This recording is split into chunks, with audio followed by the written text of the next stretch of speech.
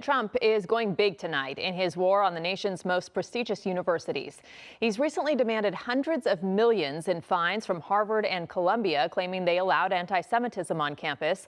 Tonight, he's demanding UCLA pay $1 billion. Governor Newsom tonight calling it extortion and vowing to fight back.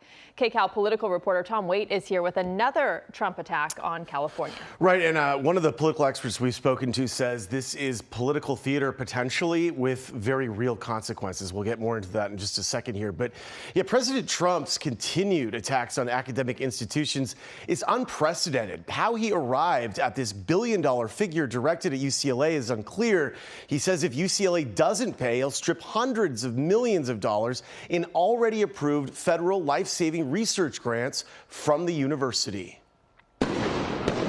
It's been about a year and a half since police dismantled the pro-Palestinian encampment on UCLA's campus, but the fallout continues. The Trump administration wants UCLA to pay out a fine of $1 billion for punishment for allowing it to be set up. Of all the universities Trump has targeted, it would be the largest payout by far. There's one thing Trump knows how to do, it's leveraging resentment.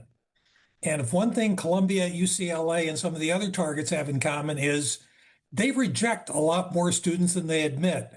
And so Trump can appeal to the people who have bad feelings toward these institutions. It's not clear how the Trump administration came up with the billion-dollar figure. The demand comes the same week the administration suspended more than $580 million in federal grants, funding used for life-saving research. UCLA cognitive neuroscience PhD student Erin Morrow, who studies memory, worries about the devastating impacts of pulling critical funding. You probably do know someone that's living with cancer or struggling with Alzheimer's disease or depression, and that's the research that UCLA scientists are doing. And so when those grants are suspended, it has a really severe impact on the ability for that research to continue. Trump has targeted other top universities like Harvard, Columbia, among dozens of others, demanding large financial settlements over claims administrators did not do enough to curb anti-Semitism. Trump's billion-dollar demand from UCLA is more than double than what he settled for from other top schools.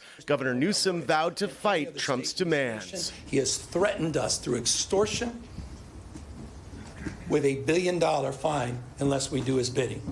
So as long as I'm governor, I will stand tall and push back against that. UCLA recently agreed to a $6 million settlement with 3 Jewish students and a Jewish professor after they sued the university for civil rights violations, claiming the encampment created fear on campus and blocked access to classrooms and other campus spaces.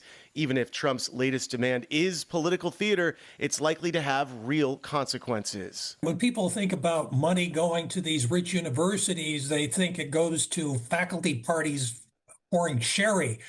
It goes to things like cancer research. Unlike Harvard and Columbia, which of course are private universities, UCLA is a public university, which means taxpayers may be on the hook to cover some of this.